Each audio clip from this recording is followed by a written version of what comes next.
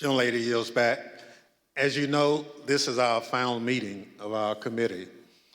Over the course of the last year and a half, we presented evidence in 10 public hearings, testimony from our brave law enforcement officers, senior White House, and campaign officials, and many others. Today, we are prepared to share our findings with you. But before we do so, it's important to remember what we've learned, and critically, exactly what happened at the United States Capitol on January 6th. Without objection, I include in the record a video presentation of some of the key evidence our investigation has uncovered.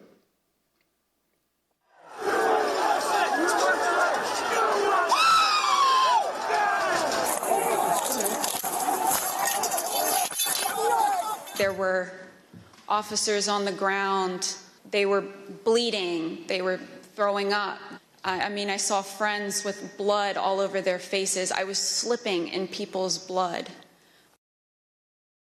As I was swarmed by a violent mob, they ripped off my badge. They grabbed and stripped me of my radio. They seized ammunition that was secured to my body. They began to beat me with their fists and with what felt like hard metal objects. The key thing to do is to claim victory. No, we won. Fuck you. Sorry, over. We won. Yeah. You're wrong. Fuck you. Right out of the box on election night, the president claimed that there was major fraud underway. This happened, as far as I could tell, before there was actually any potential of looking at evidence. I didn't think what was happening was necessarily honest or professional at that point in time. So that led to me stepping away.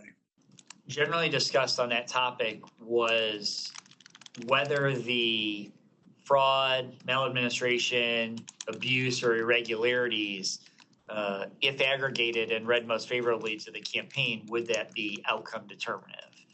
And I think everyone's assessment in the room, at least amongst the staff, Mark Short, myself, and Greg Jacob, was that it was not sufficient to be outcome determinative.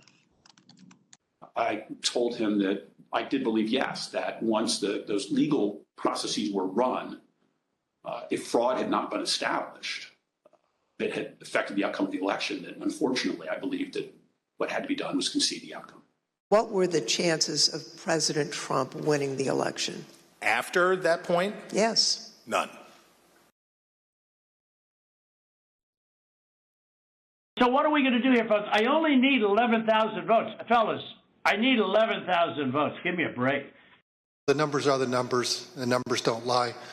We had many allegations, and we investigated every single one of them. Did one of them make a comment that they didn't have evidence, but they had a lot of theories? That was Mr. Giuliani. And what exactly did he say, and how did that come up? My recollection, he said, we've got lots of theories, we just don't have the evidence. You're asking me to do something that's never been done in history, the history of the United States, and I'm going to put my state through that without sufficient proof? It's a tape earlier in the day of Ruby Freeman and Shay Freeman Moss and one other gentleman quite obviously surreptitiously passing around USB ports as if they're vials of heroin or cocaine. In one of the videos we just watched, Mr. Giuliani accused you and your mother of passing some sort of USB drive to each other. What was your mom actually handing you on that video? A ginger mint. Do you know how it feels to have the President of the United States to target you? The President of the United States is supposed to represent every American, not to target one. I made it clear I did not agree with the idea of saying the election was stolen and putting out this stuff, which I told the president was bullshit. He wanted to talk about that he thought the election had been stolen or was corrupt and that there was widespread fraud. And I had told him that Our reviews had not shown that to be the case. And I said something to the effect of, sir, we've done dozens of investigations, hundreds of interviews.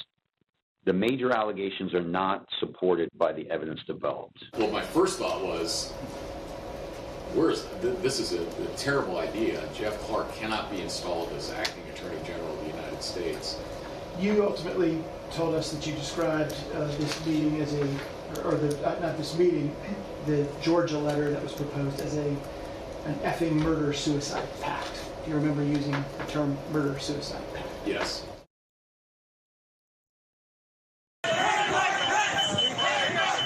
Was it your impression that the vice president had directly conveyed his position on these issues to the president, not just to the world through a Dear Colleague letter, but directly to President Trump? Many times. My view is that the vice president didn't have the legal authority to do anything except what he did. And I said, hold on a second, I want to understand what you're saying. You're saying that you believe the vice president, acting as president of the Senate, can be the sole decision maker as to, under your theory, who becomes the next president of the United States? And you said yes. And I said, are you out of your effing mind? The president was, all the attention was on what Mike would do or what Mike wouldn't do. There's a telephone conversation between the president and the vice president. Is that correct? Yes. The conversation was pretty heated. Apologize for being impolite, but do you remember what she said? Her father called him The P word. Bring out beds! Bring it out! It was clear that it was escalating and escalating quickly.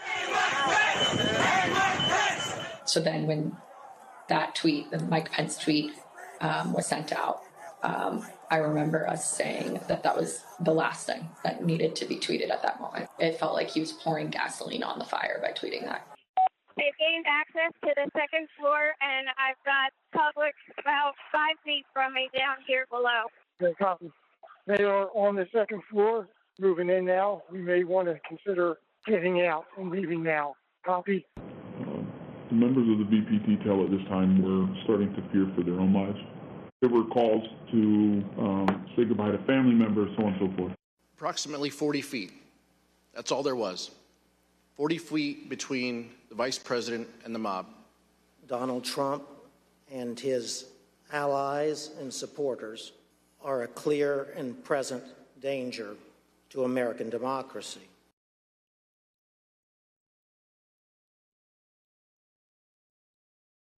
We got derogatory information from OSINT suggesting that some very, very violent individuals were organizing to come to D.C. As Mr. Giuliani and I were walking to his vehicles that evening, he looked at me and said something to the effect of, Cass, are you excited for the 6th? It's going to be a great day. I remember looking at him saying, Rudy, could you explain what's happening on the 6th? He had responded something to the effect of, we're going to the Capitol. It's going to be great. The president's going to be there. He's going to look powerful. He personally asked for us to come to D.C. that day. And I thought, for everything he's done for us, if this is the only thing he's going to ask of me, I'll do it. Well, basically, the president, got everybody riled up, told everybody to head on down. So we basically were just following what he said.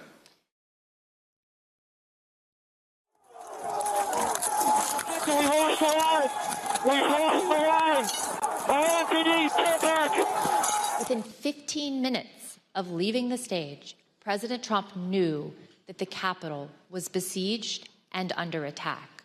So are you aware of any phone call by the President of the United States to the Secretary of Defense that day? Not that I'm aware of, no.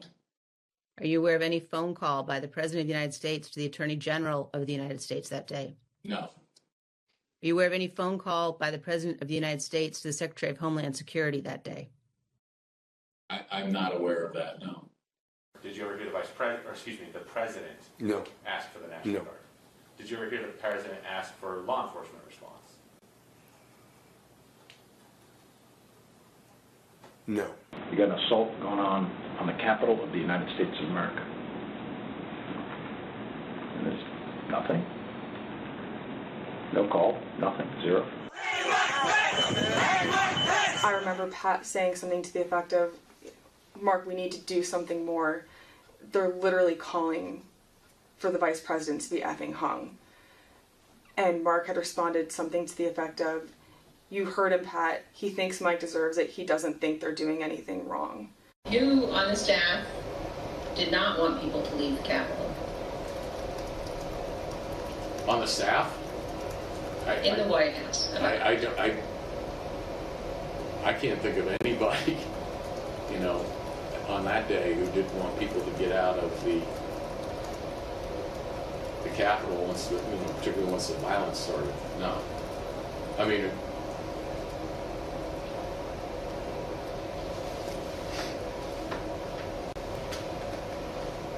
What about the president? Yeah. Well, she said the staff, so I answered. No, I said in the White House. Oh, I'm sorry. I apologize. I thought you said who else on the staff.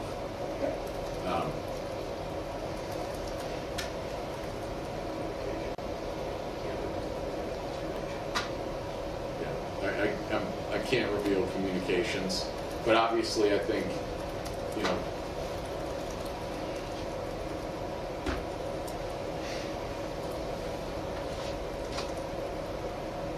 yeah. I said, good, John.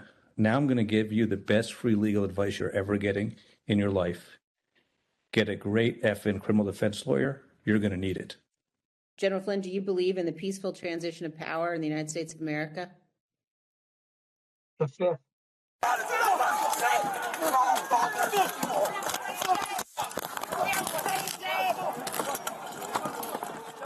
Another officer unconscious. The terrorist. What terrorist?